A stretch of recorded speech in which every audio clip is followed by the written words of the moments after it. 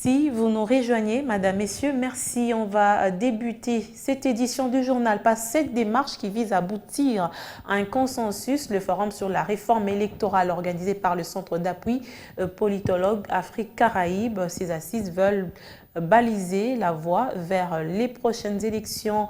Plusieurs acteurs politiques y ont pris part, des différentes tendances, des confessions religieuses, la Commission électorale nationale indépendante ainsi que des acteurs diplomatiques.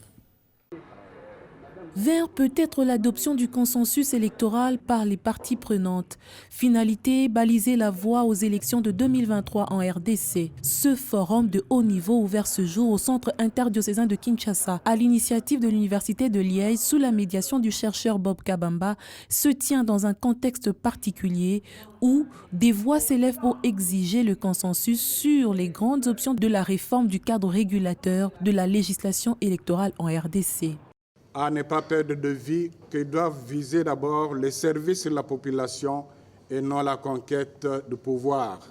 Notre vœu est que ces réflexions soient une étape importante qui va nous amener au consensus que les évêques attendent de pied ferme.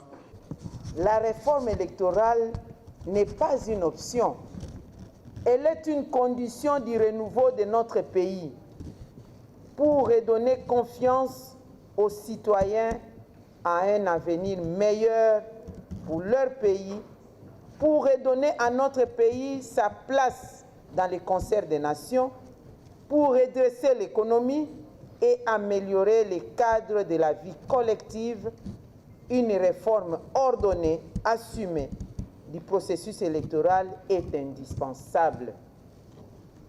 La réforme électorale n'est pas une tâche individuelle.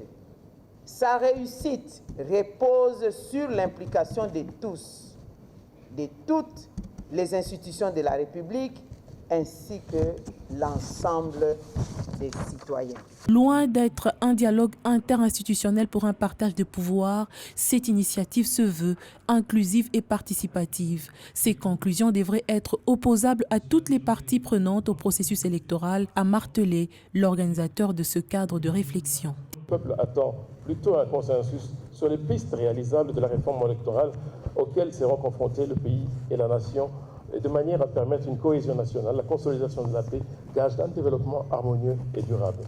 C'est là la meilleure façon de préparer, de bâtir l'avenir du Congo. Tenant compte de nombreuses critiques émises, aussi bien par les observateurs que des acteurs politiques sur l'organisation des dernières élections, les délégués des partis concernés par ces travaux vont réfléchir durant les ateliers pour arrêter des recommandations pertinentes qui seront rendues publiques à la clôture des travaux en vue de recadrer le prochain cycle électoral de 2023 à 2028.